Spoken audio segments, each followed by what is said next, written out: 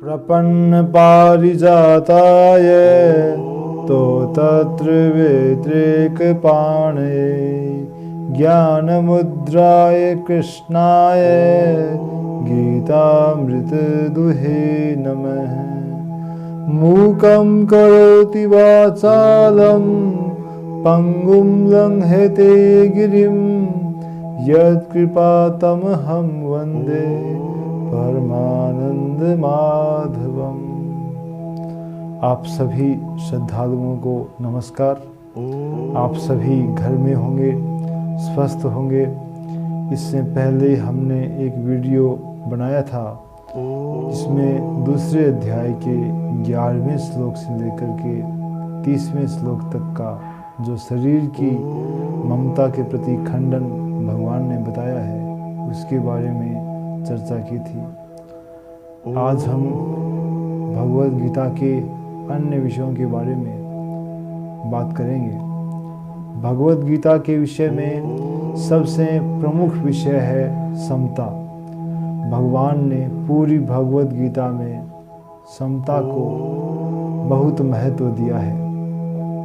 चाहे वह दूसरा अध्याय हो, चाहे 18वां अध्याय हो, हर स्थान पर समता को महत्वपूर्ण स्थान दिया है। दूसरे अध्याय का 38वां श्लोक है, सुख दुखे समय कृत्वा लाभो लाभो जया जयो ततो युद्धाय युज्यस्व नैवं पापम अवाप्स्यसि। कि सुख दुख लाभ हानि जय पराजय को समान करके तुम युद्ध के लिए खड़ा हो जा। इसके लिए इससे तुझे पाप नहीं लगेगा। हमें पाप और पुण्य तभी लगता है जब हम राग द्वेष से भरे हुए होते हैं। राग भी हानिकारक है और द्वेष भी हानिकारक है। भगवत गीता के दूसरे अध्याय के 48वें श्लोक में भगवान ने अर्जुन को आदेश दिया है कि योगस्थ कुरु कर्माणि संगम त्यक्त्वा धनंजय सिद्धयो सिद्धयो समो भूत्वा समत्वम योग उच्यते। भगवान ने कहा है समता ही योग कहा जाता है। अर्जुन को योग में स्थित रह करके कर्म करने का आदेश दिया है, सफलता असफलता में समान रहकर। जैसे किसी सेठ का मुनीम है, वह दुकान पर काम करता है, तो व्यापार में नुकसान हो या लाभ हो, सेठ के मुनीम को कोई फर्क नहीं पड़ता, वह तनाव मुक्त रहता है।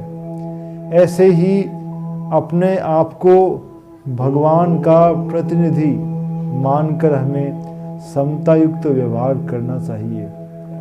दूसरे अध्याय के 50वें श्लोक में भगवान ने कहा है कि बुद्धि युक्तो जहाती है उभे सुकृत दुष्कृते तस्माद योगा युज्यस्व।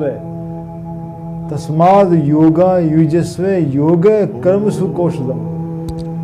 कि संबुद्धि रूपी योग से युक्त होकर उभे सुकृत दुष्कृते पाप पुण्य को यहीं छोड़ देता है। इसलिए तुम तस्माद योगा युज्यस्व, योग के लग जाओ, योग कर्मसु कौशलम। कर्मों में कुशलता योग नहीं है। कर्मों में योग रखना, कर्मों में संबुद्धि योग का पालन करना कुशलता है। कई मित्र योग कर्मसु कौशलम का अर्थ बताते हैं कि कर्मों में कुशलता योग है, लेकिन यह अर्थ का अनर्थ है। कोई चोर चोरी करने में कुशल हुआ तो क्या वह योग हो गया? कोई जेब साफ करने वाला जेब साफ करने में कुशल हुआ तो क्या वह योग हो गया? वह योग नहीं है। इसलिए योग कर्मसु कौशलम का अर्थ कर्मों में योग, योग अर्थात समता का योग।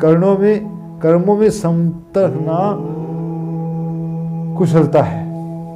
भगवान ने यहाँ योग के विषय में बताया, और योग के विषय में छठे अध्याय के 23वें श्लोक में भी भगवान ने कहा है कि तम विद्या दुख संयोग वियोगम योग संगीतम स निश्चयेन योक्तव्यो योगो निर्विण्ण चेतसा। कि योग क्या है? दुख के संयोग के वियोग का नाम योग है। भगवान ने दुख के संयोग के वियोग के नाम को योग कहा है, और वह योग हमें नए उकताए हुए मन से पालन करना चाहिए। योग का अर्थ यही है कि समता युक्त व्यवहार करना। 5वें अध्याय में भगवान ने कहा है, विद्या विनय संपन्न ब्राह्मणे गवि हस्तिनी सुने सुसुपाके च पंडिता समदर्शिने। विद्या विनय संपन्न ब्राह्मण में गाय हाथी में जो समान देखता है वह योग युक्त वास्तव में सही देखता है।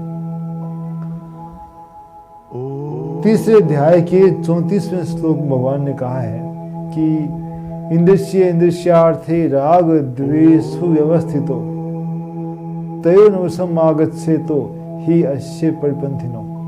कि इंद्रिय के विषय में राग द्वेष रहता है, तो उस राग द्वेष के वश में नहीं आना चाहिए। यदि हम राग द्वेष के वश में नहीं आएंगे तो हम में समता का व्यवहार होगा।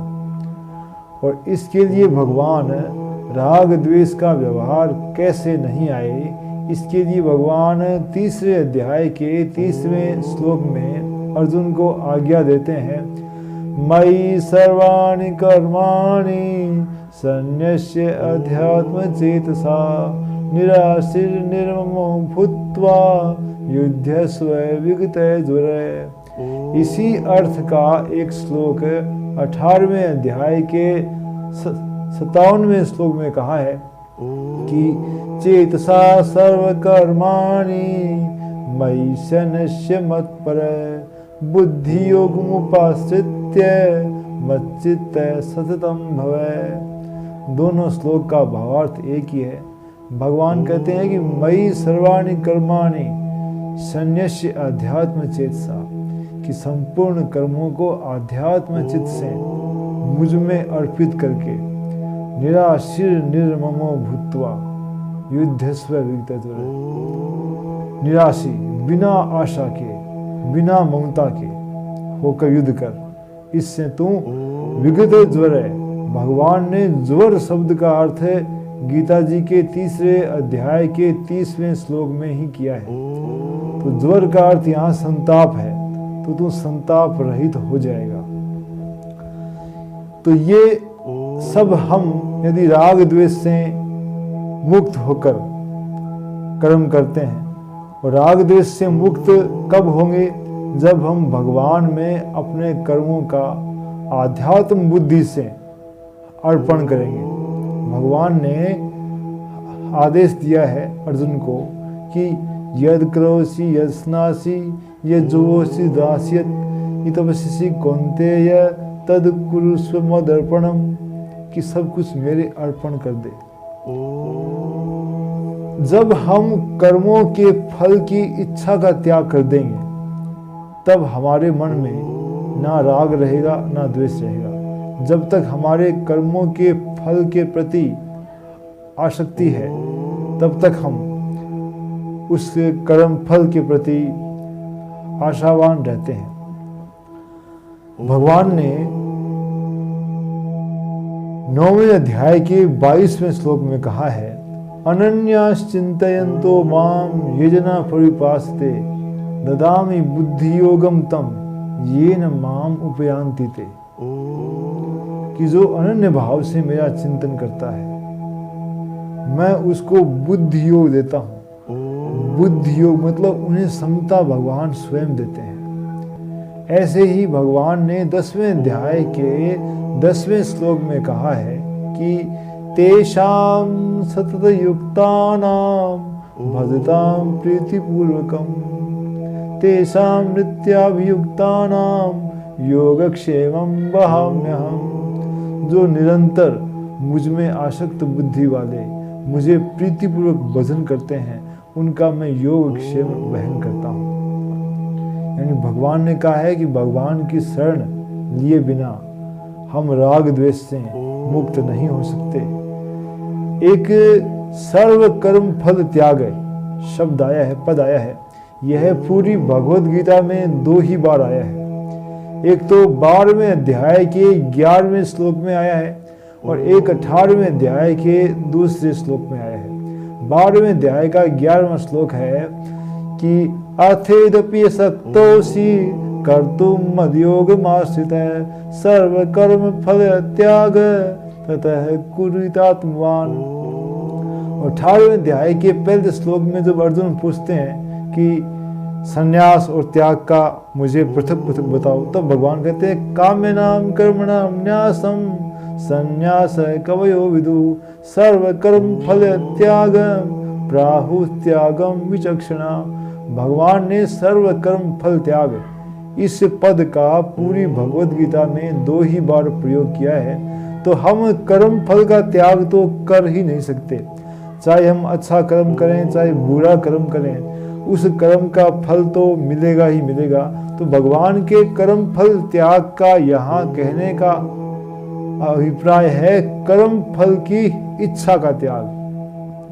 हमने जो कर्म किया है, कर्म फल की इच्छा का त्याग करने के लिए भगवान यहाँ कह रहे हैं, और इससे हम राग द्वेष से मुक्त हो जाएंगे और समता में भी स्थित हो जाएंगे। तो भगवान जो ज्ञान योग, कर्म योग और भक्ति योग 3 मार्ग का भगवत गीता में वर्णन किया है, तो ये हर अध्याय में हम देखते हैं कि इति श्रीमद् भगवत गीता स्मृति ब्रह्म विद्यायाम। तो ब्रह्म विद्या का मतलब है ज्ञान मार्ग और योग शास्त्र का मतलब है कर्म योग, और श्री कृष्ण अर्जुन संवादे इसका मतलब भक्ति योग है। जो ज्ञान योग और कर्म योग के बारे में भगवान ने कहा कि लोकेस्मिन् द्विधा निष्ठा पुरा प्रोक्ता मयानघ है ज्ञान योगेन सांख्यानाम कर्म योगेन योगिनाम। ज्ञान योग और कर्म योग दोनों साधन है, जबकि भगत योग भक्ति योग है वो साध्य है। ज्ञान योग की निष्ठा ज्ञान योगियों द्वारा और कर्म योगियों की निष्ठा कर्म योग में भगवान ने कही है, लेकिन भगवान ने इसके विषय में सबसे सार बात यही बताया है कि तमेव शरणम गच्छ सर्वभावेन भारत तत्प्रसादात् परम शांतिम स्थानम प्राप्स्यसि शाश्वतम। कि हे अर्जुन, उसी की शरण में जाओ, उसके प्रसाद से ही तुझे परम शांति की प्राप्ति होगी। भगवत गीता मनुष्य को विवेक प्रदान करती है, उसे स्वतंत्र बनाती है। भगवान श्री कृष्ण ने अर्जुन को भगवत गीता का उपदेश देने के बाद उसे स्वतंत्र कर दिया।